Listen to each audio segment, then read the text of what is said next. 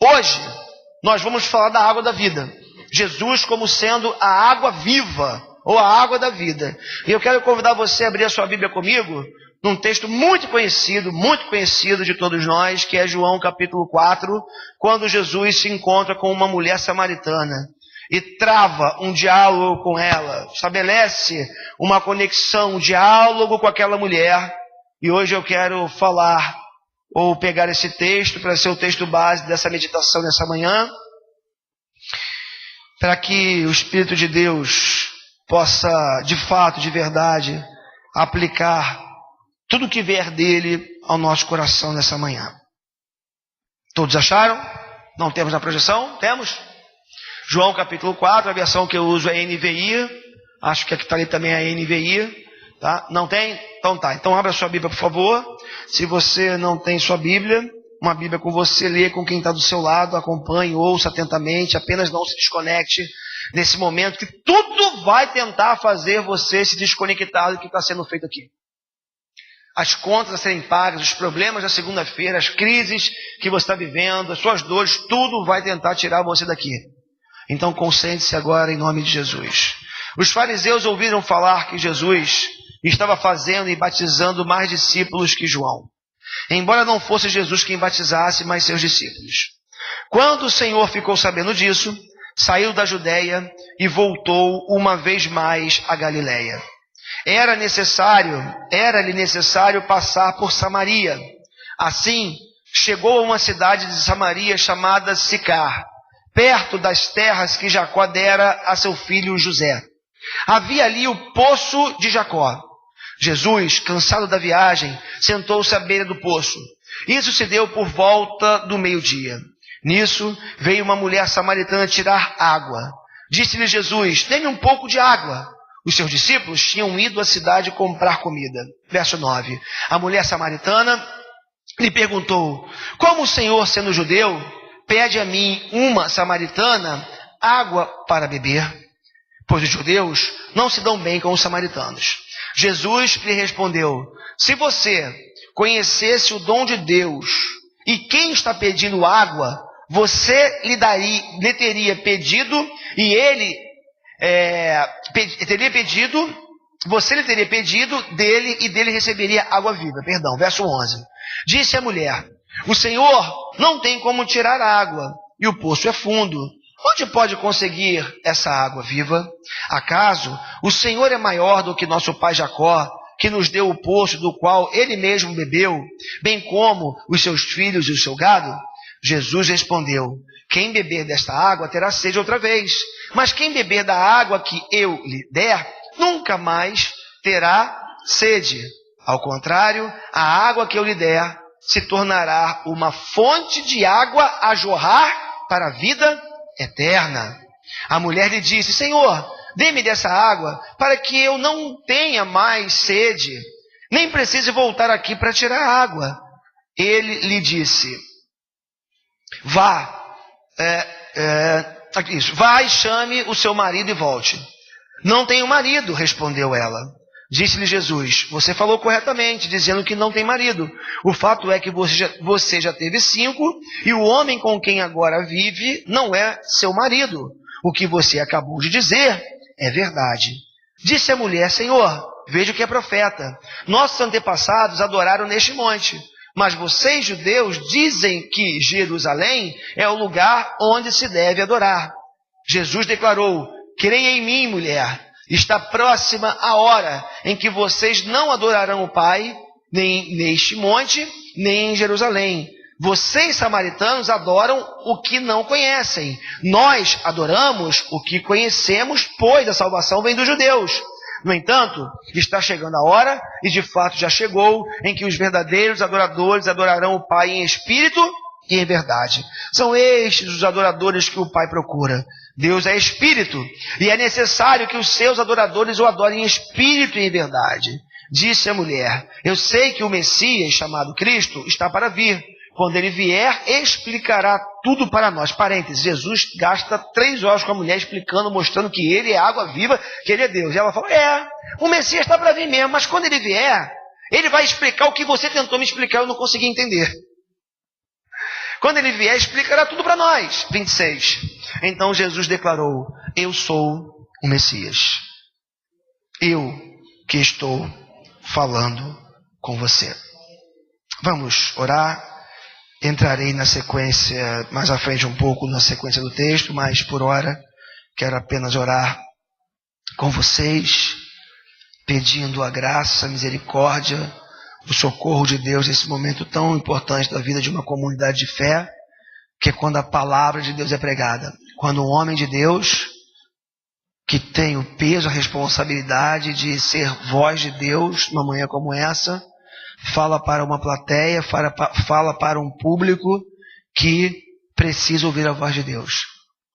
Esse é um momento ímpar do culto, é o momento principal do culto, e é por isso que nós gastamos mais tempo com esse momento do que em outros momentos. Pai, ajuda-nos nessa manhã, por Tua graça e misericórdia, fala conosco. Nós estamos aqui sedentos, estamos com sede, Senhor. Não sede física, material, que água material pode saciar, mas sede espiritual. Sede da Tua presença, sede do Teu amor, sede do Teu cuidado, sede de um significado que só o Senhor pode nos dar, sede de um preenchimento da alma que só o Senhor pode proporcionar.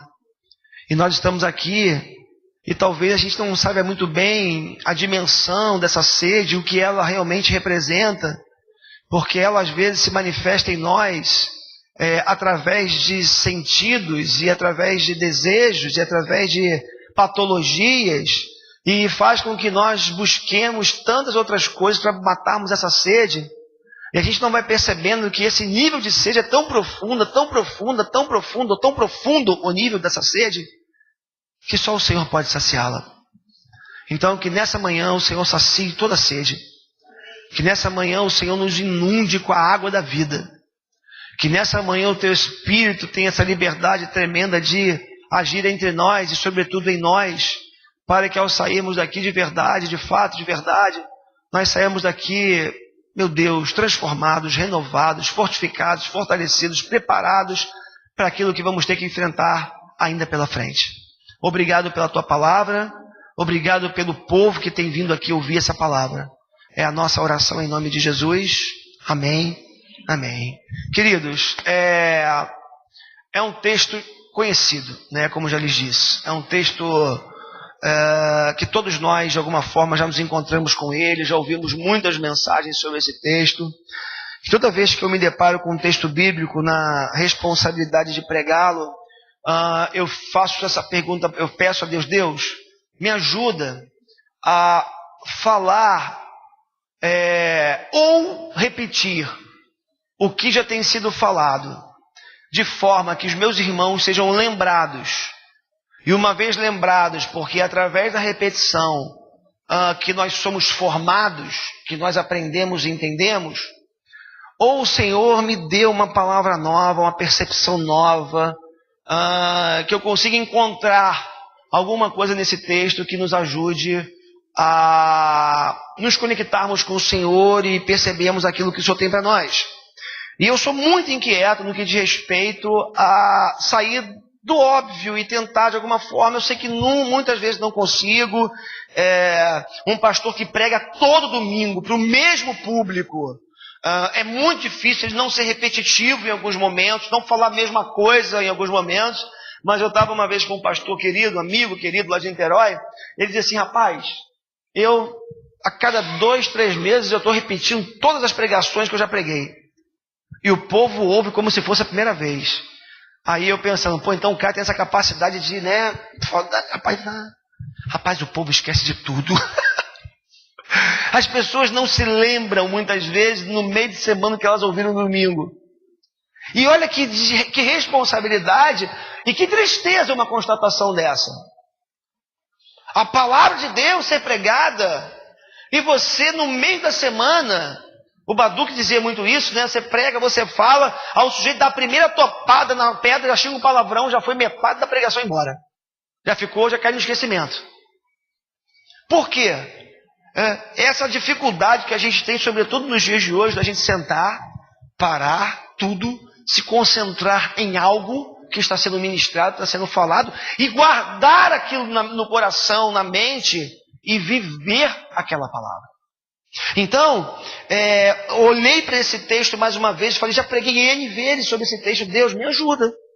Ou o Senhor me dá graça para eu falar a mesma coisa, contando que os irmãos não esqueceram, mas de forma sobrenatural, os meus irmãos serem abençoados com essa palavra, ou o Senhor me dá algo novo, vou chamar de visão, mas visão no sentido de entendimento novo do texto bíblico. E esse, como eu já lhes dizia, é um texto muito conhecido. A história vocês sabem, Jesus, um judeu, que viveu a maior parte do seu ministério na Galiléia, que ficava no norte da Palestina. Mas todo o centro religioso de Israel se dava na Judéia, que ficava no sul. Estou simplificando aqui ao máximo para você entender. Israel, a Palestina, melhor dizendo, é uma faixa de terra longa e estreita.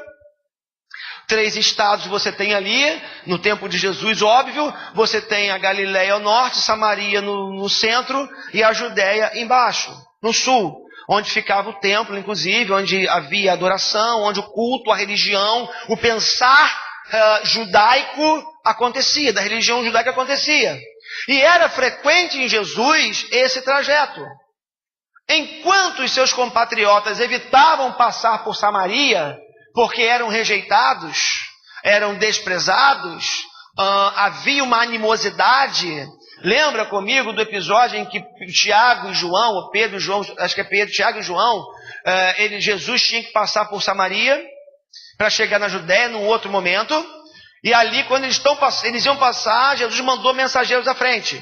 E quando eles estavam passando, o texto diz que os samaritanos perceberam que aqueles homens tinham semblante de quem vai para a Judéia. Olha só que coisa interessante.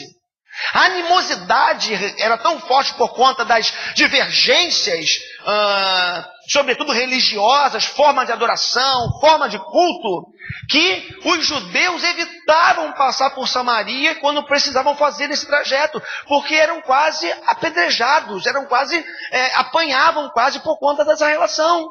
E quando isso acontece, o texto diz que eles tinham semblante de como pessoas que iam para a Judéia, ou seja, o estereótipo de gente que ia para a Judéia, o estereótipo de religiosos que iam para o templo, o estereótipo de gente que talvez já passava de nariz empinado também porque se achava superior aos samaritanos. O texto diz que houve uma animosidade dos samaritanos para com os discípulos de Jesus, e aí os discípulos de Jesus fazem a seguinte pergunta: mestre, só quer que a gente peça ao Pai que mande fogo do céu para consumir esses pecadores miseráveis? Tudo isso para dizer para você que havia essa rixa, essa animosidade, e Jesus nunca se omitiu de passar por Samaria. Ele nunca deixou de passar por Samaria. E nesse texto que nós lemos é o que está acontecendo. Jesus precisava ir para a Judéia, como eu já lhes disse, base na Galiléia, incursões frequentes na Judéia e no meio Samaria. E mais uma vez ele está passando por Samaria, mas dessa vez alguma coisa diferente vai acontecer.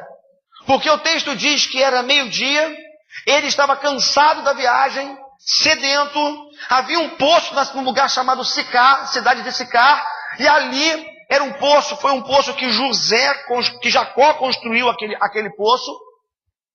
E o texto nos informa que Jesus para à beira desse poço. Enquanto Jesus parou na beira do poço, o texto também nos informa que os seus discípulos foram à cidade mais próxima comprar comida, porque era a hora do almoço, hora da refeição. E quando Jesus estava sentado no poço, exausto, o texto diz que era meio-dia, sol a pino, chega uma mulher samaritana. E ali começa a ter um problema, porque judeu e samaritano não se davam. Judeus e samaritanos não se bicavam. Tinha uma questão cultural muito forte. Um homem jamais poderia ser visto conversando com uma mulher em público, um homem judeu. Ele não podia falar com mulher em público. O mundo cristão, o mundo bíblico, era um mundo machista. Aquele local onde a Bíblia ela é formada, gestada, criada, a história acontece, se desenrola, sempre dentro de um contexto patriarcal, muito machista, enfim. Então Jesus está quebrando 2 paradigmas já. Jesus quebra o primeiro paradigma da relação judeu-samaritano e vai àquela mulher, provoca um diálogo com aquela mulher, e Jesus quebra o segundo paradigma cultural, que é um judeu homem falar com uma mulher.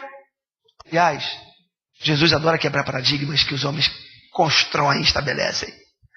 A igreja ela é fantástica na arte, fantástica pejorativamente falando, na arte de criar paradigmas, engessar, estabelecer, determinar, categorizar. E a gente percebe na Bíblia Jesus o tempo todo quebrando muitos paradigmas. E esse é o enredo. Essa é a história que você conhece. Jesus se encontra com aquela mulher, começa a conversar com ela, pede água para aquela mulher, a mulher estranha. Como sendo você judeu, pede a mim, uma mulher samaritana, água. Aí Jesus faz algo fantástico que eu tenho às vezes muita dificuldade, que é o gancho, tal do gancho, né? Sabe o que é o gancho? É você estabelecer a conversa com alguém, você bate um papo com alguém, mas você já faz isso com senso de missão e você vai no ponto certo para pegar o gancho de trazer para o Evangelho. Às vezes, né, assim, tem pessoas que são muito difíceis, têm muita dificuldade com a conexão, não chegam. Tem gente que é muito boa de conexão, mas é ruim de gancho. Tem dificuldade de fazer o gancho. Tem dificuldade de estar conversando com alguém, mas pensando onde eu posso entrar. Onde que eu consigo deixar uma semente? E Jesus faz isso porque ele fala de água. A mulher é estranha. E ele vai com uma contraproposta. Fala assim, mulher, se você soubesse quem está te pedindo água, você que pediria água e ele te daria água da vida. Já é um impacto. E a mulher com dificuldade de entender, de caminhar, de aprofundar junto com Jesus. Eu costumo dizer que Jesus ia tentando jogar a conversa para baixo, a mulher jogava, Jesus ia tentando jogar a conversa para cima, mudando aqui metáfora, a mulher jogava a conversa para o chão. Ela fala, mas como que você é maior do que o nosso pai José, Jacó, que fez esse poço, eles fizeram esse poço e nos deu? Como é que você vai tirar água, se você não tem um balde para pegar água? E Jesus vai aprofundando naquela conversa, vai entrando na alma daquela mulher.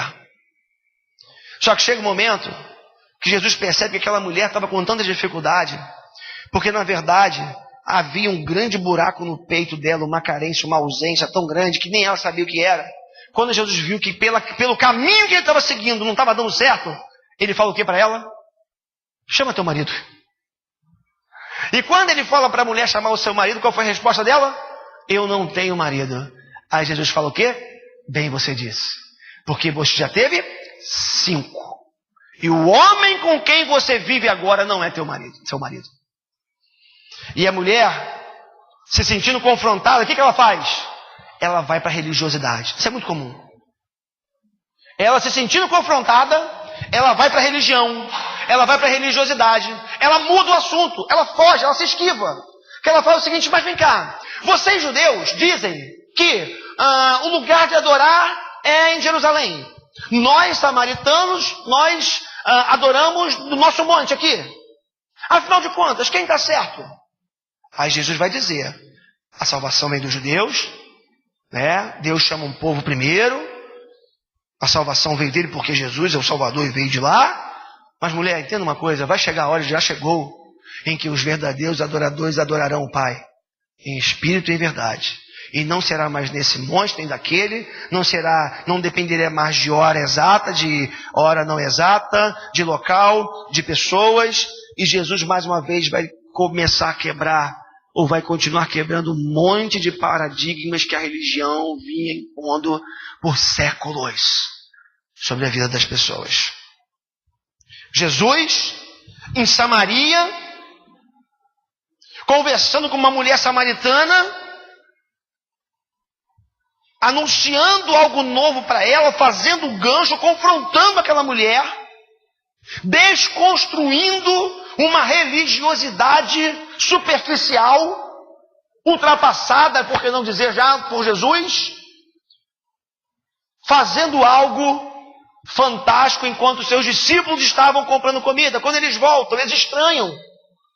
Mas como é que o mestre faz? Não falaram nada com ele. Como é que o mestre está aqui, conversando com uma samaritana mulher? Eles estranharam. Mas ali, algo tremendo começou a acontecer na vida daquela mulher. E na sequência do texto que nós não lemos, vamos ler no final, mais para frente um pouco, o que a gente percebe é que Jesus plantou algo no coração daquela mulher.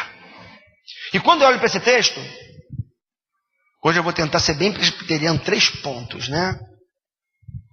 Eu percebo pelo menos 3 lições, eram muitas, mas eu percebo 3 verdades, 3 pontos, 3 verdades na minha leitura desse texto, fazendo uma relação entre Judeia e Samaria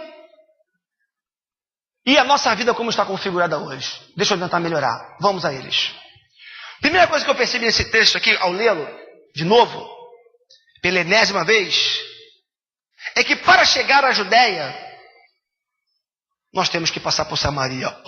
Pastor, que verdade inédita você falou. Você disse que você fica em busca de verdades e coisas que você possa compartilhar. Mas deixa eu tentar avançar. Olha só o versos 3 e 4 do capítulo 4. Quando o Senhor ficou sabendo disso, saiu da Judeia e voltou uma vez mais a Galileia. Era necessário passar por Samaria. Jesus está fazendo um movimento contrário, estava na Judeia, precisava voltar para a Galileia e precisava passar por Samaria. Queridos, quando eu olho para a relação Judeia e Samaria, eu percebo claramente uma relação atual entre a nossa vida religiosa, cultica, que muitas vezes é estabelecida num dia da semana, num lugar específico, ministrado por alguém específico. E aí eu diria que a Judeia está para a igreja que se encontra no domingo.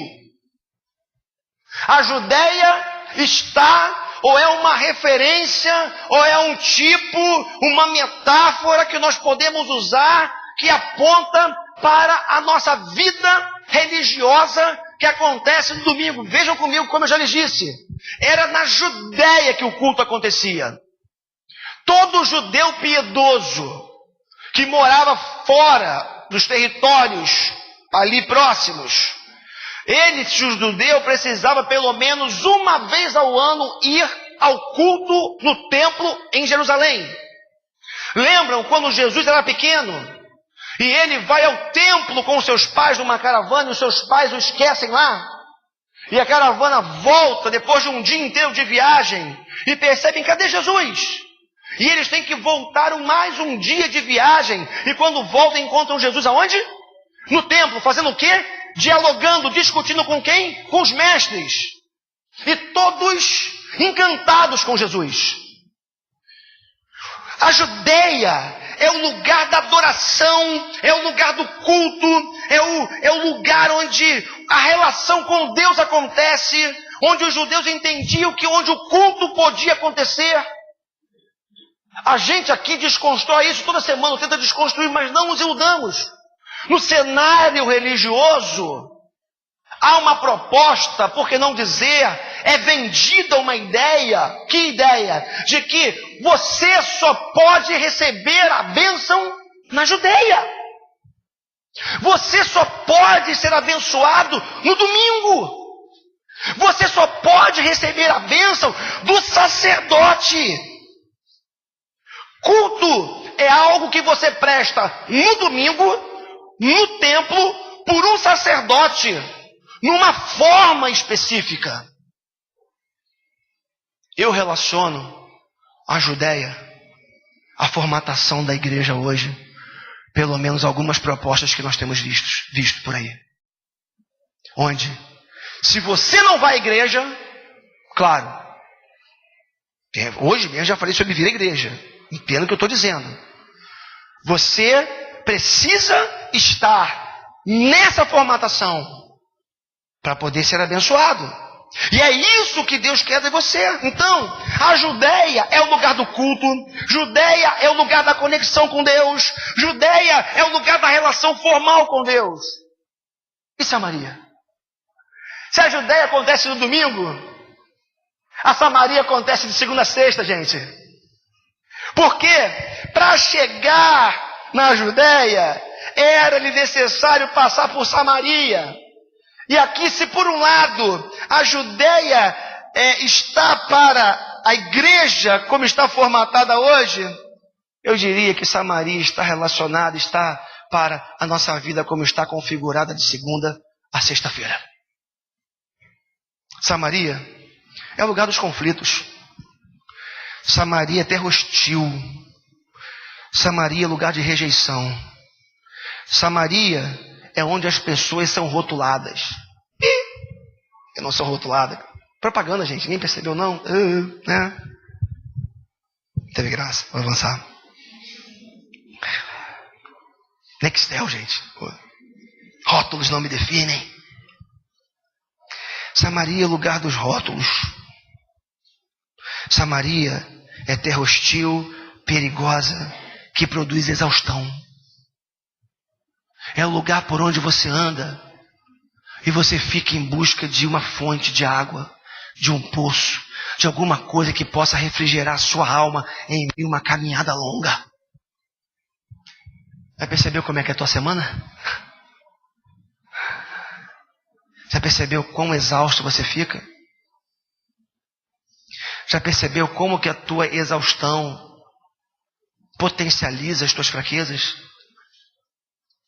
Um amigo disse isso uma vez. A exaustão, o cansaço potencializa as nossas fraquezas.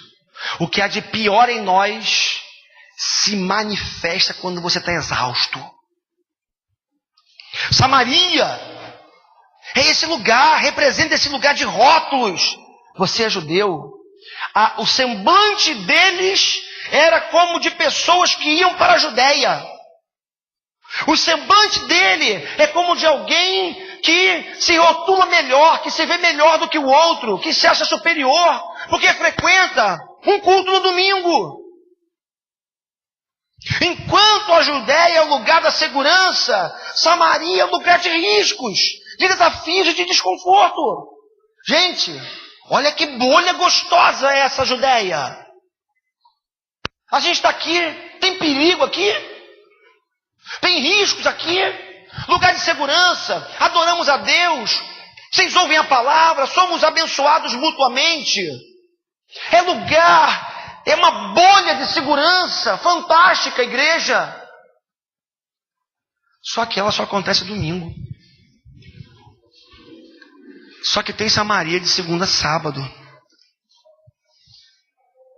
Enquanto a Judéia é lugar de segurança, a Samaria tem o poder de fazer com que os nossos instintos sejam aflorados. E mais, tem o poder de nos transformar em coisas que nós não queremos ser. Tem o poder de nos transformar em caricaturas e não em imagem de Deus. Samaria é lugar perigoso, é lugar desafiador, é lugar de conflito, de confronto, de sede, de calor, de seca no corpo, na alma, no espiritual. A tua vida, como acontece de segunda a sábado, pode ser comparada a esse peso que foi para Jesus e seus discípulos passarem por aquela cidade. Eu sei que tem muita gente cansada, exausta. E eu sei que tem muita gente cansada e exausta que não tem conseguido responder mais. Não tem conseguido mais levantar a cabeça. Não tem conseguido mais ter esperança. Não tem conseguido mais sequer, perdeu a capacidade até de compartilhar. Se isola e fica para trás. Olha só interessante esse texto que eu já citei para vocês há pouco, mas eu queria ler Lucas capítulo 9. Aproximando-se o tempo em que seria levado ao céu, Jesus partiu resolutamente em direção a Jerusalém. Era lá que ele morreria, a cruz seria lá, ele sabia, era a missão, não tinha volta. E enviou mensageiros à sua frente. Indo estes, entraram no povoado samaritano para lhe fazer os preparativos. Mas o povo dali não recebeu, porque se notava em seu semblante que ele ia para Jerusalém. Ao verem isso, os discípulos Tiago e João perguntaram: Senhor, queres que façamos cair fogo do céu para destruí-los? Percebem? Animosidade, perigo, risco, definições, rótulos. Assim a nossa semana está configurada. Olha para o teu trabalho. Olha para a crueldade que pesa sobre você, os números que você tem que apresentar, as metas que você tem que bater. Conversava com o irmão esses dias que ele me dizia, está numa profissão, seu emprego, e é chefiado por um rapaz mais jovem.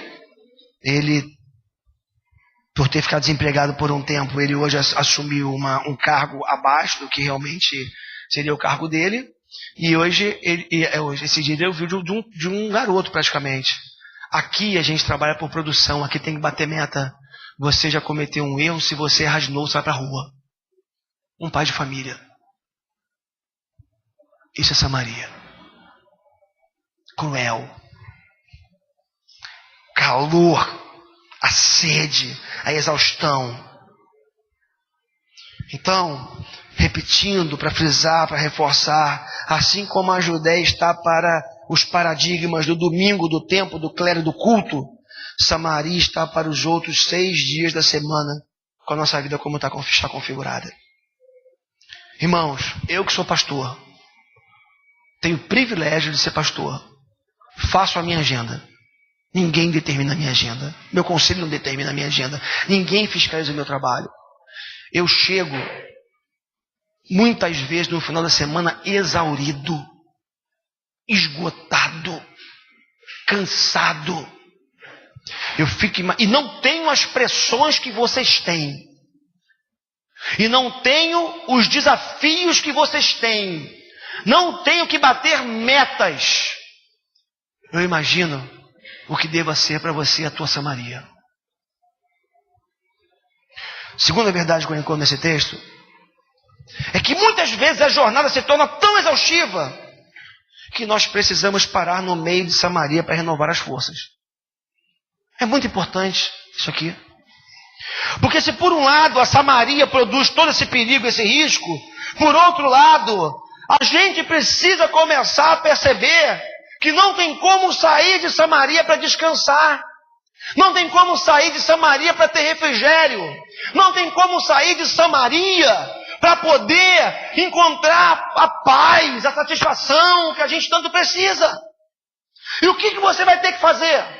Encontrar refrigério dentro de Samaria. Havia ali um poço de Jacó, verso 6. Jesus, cansado da viagem, sentou-se à beira do poço.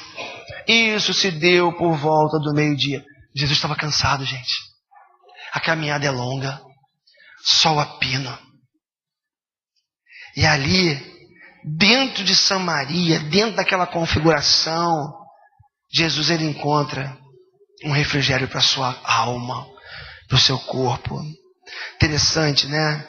Porque os poços de Jacó, eles são refrigérios que Deus muitas vezes nos proporciona quando a gente está no meio de Samaria. Deixa eu dizer uma coisa. No meio da sua Samaria, tem poços de Jacó para refrescar sua alma. No meio da sua semana exaustiva, cansativa, desafiadora, cruel, de calor no corpo, na alma, de pressão, você pode encontrar poços que vão refrigerar a sua alma, que vão trazer algum nível de refrigério. Deixa eu te dizer que poços podem ser esses. Pessoas. Gente, tão gente como você. Gente boa, claro. Pequenos mimos de Deus. Interessante isso, né? Às vezes a gente está numa situação tão difícil. E o poço que Deus manda para refrigerar a nossa alma são pequenos mimos. Tem coisa que acontece assim, né? Que é fantástica, assim, são pequenos presentes. Caramba, não contava com isso. No meio da semana, porque a Bíblia diz que não existe provação maior do que aquela que a gente possa resistir. E está no limite da tua resistência, Deus vai te dar o refrigério. No meio da tua Samaria. Boas notícias, estava lá em casa esses dias, alguém me falou, quem foi que falou o negócio do imposto? A Juliana, minha sobrinha. Que vocês viram o negócio lá da Nota Carioca? Eu nem sabia disso, eu não ligo para esse negócio, não tinha Cristiane que vê tudo isso lá em casa, né? Nota Carioca, você dá o CPF, negócio da nota, blá, blá. Cristiane foi lá, tinha 300 lá, 300 conto, negócio de Nota Carioca pra gente, né? Aí a gente tem as lutas, dificuldades, aí tinha uma graninha lá. É uma boa notícia que você recebe quando você não espera. É um carinho que você recebe. É um abraço que alguém te dá. Não sei se você já tiver essa experiência. Eu já tive. Outro dia eu estava lá na minha casa, estava num momento mal, já contei isso aqui. Um pastor que eu vi uma única vez, que tem um ministério de fortalecer outros pastores. Sabe o que ele fez? Me ligou. Ô pastor, tudo bem? Pastorzão, tudo bem? Pastor... Eu nem sei o nome do cara. Esqueci. Falando, eu posso orar por você? Claro, pastor. Fez uma oração por mim.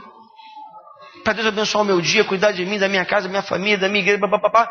Irmão, Deus te abençoe. Eu fiquei assim, amém, irmão, obrigado. Desligou. Refrigério de Deus.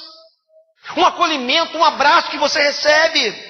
Isso é poço de Jacó para a tua vida. É presente de Deus no meio da tua Samaria. As boas notícias. Queridos, o que dizer da volta à noite para o porto seguro da nossa casa? Você está exausto, foi humilhado no trabalho, ninguém reconheceu o que você fez, mas você sabe que a hora que você abrir a porta da sua casa, os seus filhos, sua esposa, seu esposo vão te receber com um abraço, com um beijo, com um sorriso no rosto. Isso é poço de Jacó, gente. Isso é refrigério para a alma. E é isso que nos ajuda a continuar atravessando as Samarias das semanas. Como é bom a gente saber que tem um porto seguro, um lugar que a gente pode voltar.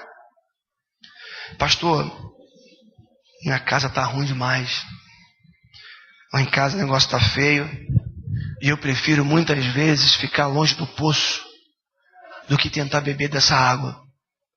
Porque muitas vezes essa água desse poço do meu lar, da minha casa, é amarga. Busca ajuda. Terapeutas aí que podem ajudar. Um pastor disposto a acompanhar você. Você não precisa continuar vivendo esse drama sozinho. Porque a sua casa, ou melhor, o seu lar, precisa ser um poço de Jacó para refrigerar a sua alma no meio de Samaria. Esses todos são poços que Deus proporciona para você, está aí. Mas deixa eu dizer uma outra coisa para você. Por outro lado, se por um lado a gente precisa desses poços de Deus, que já estão lá, prontos, nos esperando, por outro lado existem poços que nós precisamos cavar.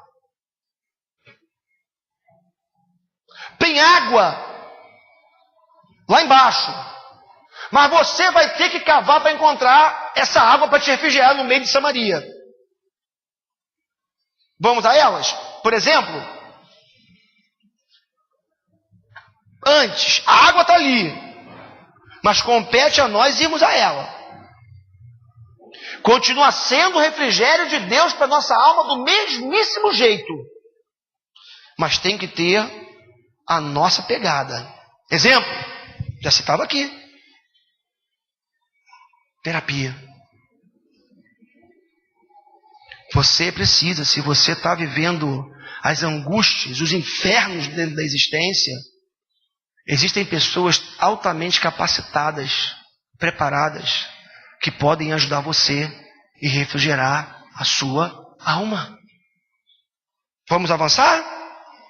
Encontros provocados com pessoas, amigos, para tomar um café. Não estou falando aquela coisa assim, fala assim, cara, eu preciso, deixa eu ver, vou ligar para alguém hoje, não sei para quem. Pega a tua lista de contatos, vê um amigo, cara, vamos tomar um café hoje? No meio da tarde, dá uma fugida, né? Sai um pouco. No final do seu dia, vai tomar um café com alguém. Vai abrir seu coração. Percebeu que esse nível de água está mais fundo? E você tem que cavar, porque não é algo que está na nossa rotina, não é algo fácil, porque o cansaço, o desânimo, a complexidade da vida, tudo isso impede de você beber dessa água. Então, marque, ligue para alguém, não manda mensagem de WhatsApp não, esperando que o outro veja, não, nem áudio. Liga! Você é tão duro, cara. Depois do WhatsApp ninguém mais quer ligar. Já falei. Não contem com respostas imediatas minhas no WhatsApp. Quer falar comigo? É urgente? Me liga. Dá uma ligada. Liga cobrar, se for o caso. Pode ligar, não me importo. Mas liga. Liga pro teu amigo, cara. Esse cara que cresceu com você, que você se perdeu dele, mas que você sabe que mora a uma quadra de você. Cara, vamos tomar um café? Vamos bater um papo?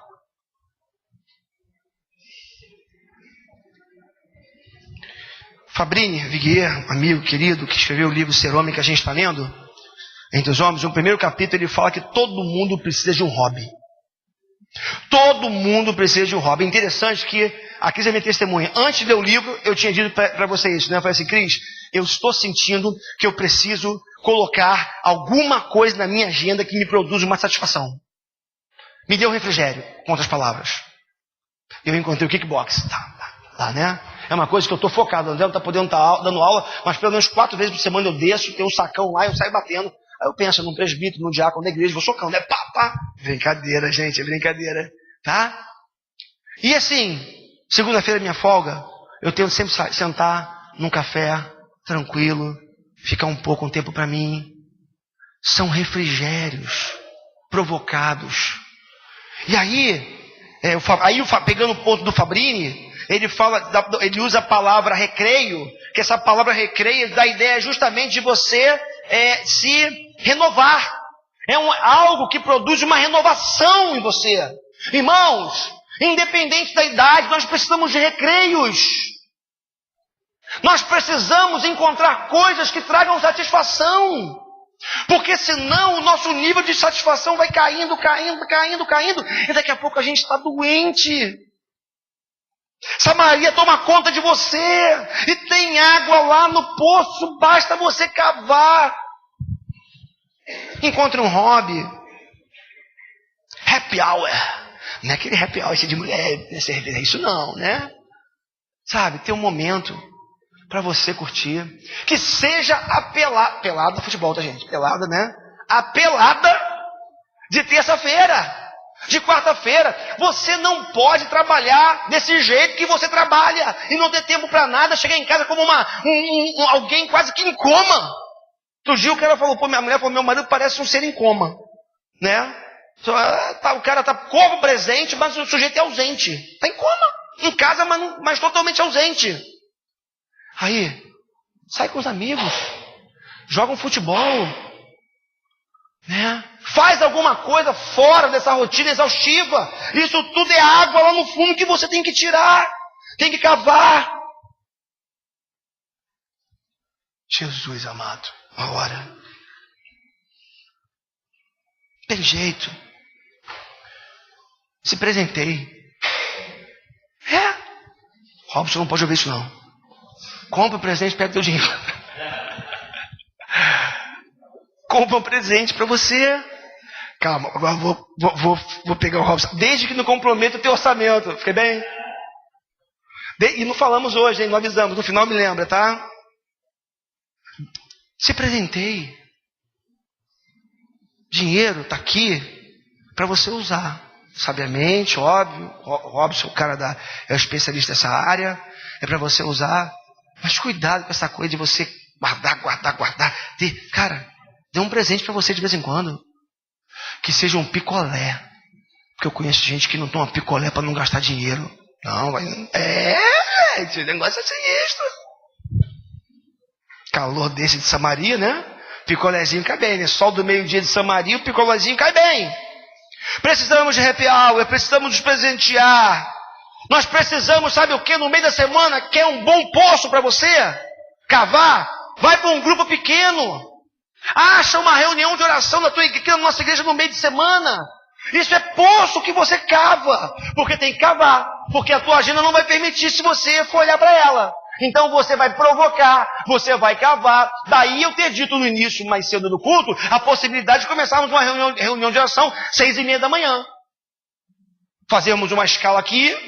Claro, não dá para todo mundo estar, mas pelo menos uma vez por semana. Você dá um pulinho aqui para orar de 6:30 às 7, você vai renovado para o teu trabalho. Você vai ver que você vai viver diferente. É isso. Poços que a gente cava. Precisamos disso. Porque muitas vezes o calor físico, emocional, espiritual fica tão intenso. E são esses refrigérios provocados que vão trazer alívio para a semana. Porque senão, o que você vai chegar aqui, quando você chegar aqui na Judéia, o que vai chegar aqui é o teu bagaço. Aí você vai estar dormindo pelos bancos, como muitas vezes eu vejo. Disperso, como muitas vezes eu vejo. Desconectado, como muitas vezes eu vejo. Sabe por quê? Porque você está exausto. Terceira, antes disso. Lembrei de Jesus, eu olhei aqui na minha anotação. Jesus fazia isso. Jesus tinha casa de amigos. Lázaro, Marta, Maria. De vez em quando, acredito eu, que quando o negócio apertava para Jesus, ele ia para lá para ficar de boa com os amigos. Mas, Senhor, dá para fazer um milagre? Ô, Marta, agora não, Marta. Marta, nem é hora de falar de milagre, Marta. Pelo amor de Deus. Ô, meu amor, sei lá. Né? Nem é hora disso, Marta. Deixa eu relaxar. Tem um cafezinho aí, Marta? Lázaro, como é que foi seu dia, cara? Ih, Senhor, ontem eu morri, né? Ontem eu morri, né? Ontem não, né? Há 3 dias eu morri sobre isso toda, aquela coisa toda. Mas tá legal, né? E aí, eu acredito que Jesus falava amenidades. Porque Jesus tinha pressão em interesseiros de tudo quanto era lado. Por quê? Ele multiplicava pão, multiplicava peixe, não é verdade? Curava, ensinava. Aí Jesus tinha um momento dele que ele se refugiava na casa dos amigos. Tomava um bom vinho. Não, pastor, Jesus não tomava vinho, né? Relaxava, curtia a amizade. Olha lá. Porque ele sabia o que enfrentaria no dia seguinte, quem sabe no mesmo dia. A pressão de Samaria. Terceira verdade, para terminar. Já falei muito? Não, ainda não está no limite, está na média. Samaria é lugar de missão. Guarde isso. Se Samaria, por um lado, se nós precisamos, para chegarmos na Judéia, passar por Samaria, se por outro lado, ou nessa mesma linha, Samaria, ela também é esse lugar, deixa eu voltar aqui, esse lugar, onde muitas vezes a jornada se torna tão exaustiva, que precisamos parar no meio de Samaria para renovar as forças. Por outro lado, o chamado de Deus para a nossa vida é para transformar Samaria no maior celeiro da nossa missão. O lugar por excelência onde nós vamos viver a vida missional. Instrumentos de Deus no mundo cumprindo o nosso papel na sociedade. Porque não é a igreja o lugar em que nós fazemos missão. Igreja é o lugar onde nós nos encontramos dominicalmente, nos abraçamos, nos beijamos, adoramos a Deus em comunidade, somos instruídos na Judéia para irmos para Samaria. O grosso da tua vida, o maior passo da tua vida é vivida onde? Em Samaria. Samaria é o lugar que Deus colocou você com toda a luta para você ser missional. Samaria é lugar de missão. Nisso veio uma mulher samaritana tirar água. Disse-lhe Jesus, dê-me um pouco de água. Os seus discípulos tinham ido à cidade para comprar comida. A mulher samaritana lhe perguntou, como o Senhor, sendo judeu, pede a mim, uma samaritana, água para beber? Pois os judeus não se dão bem com os samaritanos. Jesus lhe respondeu, se você conhecesse o dom de Deus e que está o dom de Deus. E quem está pedindo água, você teria pedido a ele ou dele e receberia a água da vida. Irmãos, nós devemos ser missionários de Deus no mundo, missionários urbanos, por assim dizer. E deixa eu te dizer, a missão é o Evangelho. Porque Jesus é o Evangelho e o Evangelho é Jesus. E é por isso que hoje estou falando de novo dele. Missão não é algo que acontece na Judéia dominical, como eu já lhes disse. Missão se dá na Samaria semanal. Missão se dá na complexidade da vida, em meio aos desafios pela sobrevivência. Missão se faz na contramão da história. Missão se faz fora da bolha de segurança da igreja. Isso que é ser missional. Eu estou no mundo, mas não sou do mundo. Eu estou no mundo, mas eu tenho um senso de missão. Eu trabalho, eu sou um executivo, eu sou um porteiro, eu sou um médico, eu sou um advogado, eu dirijo um ônibus, mas eu sou, em última análise, um instrumento de Deus na sociedade, para a glória dele, para transformá-la. Essa é a vontade de Deus na nossa vida. E nós fazemos isso onde? Em Samaria. É em Samaria que a missão acontece. Então missão se faz nessa contramão, fora da bolha, desse lugar de segurança. E muitas vezes os maiores resultados missionais se dão no caos da semana. A semana está pegando, você está exausto. E às vezes é quando Deus coloca uma mulher samaritana do teu lado, para você acolher, amar e ministrar para essa vida. O que Jesus fez com aquela mulher? O que Jesus fez com aquela mulher, nós já sabemos. Ele a confrontou, continuou investindo nela, mesmo enquanto ela tentava fugir, se esquivar. Mostrou para ela que espiritualidade é mais importante do que religiosidade. Irmãos, Deus não chamou vocês para serem religiosos. Deus chamou vocês para serem discípulos. Deus chamou vocês e a mim para sermos espirituais, não religiosos. Ele ainda direcionou um fluxo de água da vida para o interior daquela mulher. E aqui é um ponto importante para mim da missão. Aquela mulher experimentou o fluxo de água da vida, o fluxo de Deus para o interior dela. Porque foi isso que Jesus disse: mulher, se você crer, do seu interior fluirão rios de água-vida. Aí eu fiquei pensando nisso, mas vem cá, ela crê, vai fluir. Fluir da ideia de para fora. Ou eu estou errado, né? Fluir. É isso? Está fluindo. De você. Aí eu pensei, peraí. Só tem uma saída para isso. O que Jesus está dizendo para ela é o seguinte: de você haverá ou sairá um refluxo da minha água. Um fluxo de água da vida entra em você. E um refluxo dessa água sai para o mundo. Queridos, quando nós somos alcançados pela água da vida, e o fluxo de Deus vem para nós, entre nós, automático e necessariamente vai acontecer um refluxo dessa água para o mundo. Do teu interior fluirão rios de água viva, porque você foi alcançado por essa água. Queridos, Jesus começou um processo na vida daquela mulher, dirigindo o seu fluxo de água da vida para ela. E aí, como consequência, há um refluxo dessa água para o mundo. E na vida dela se inicia um processo.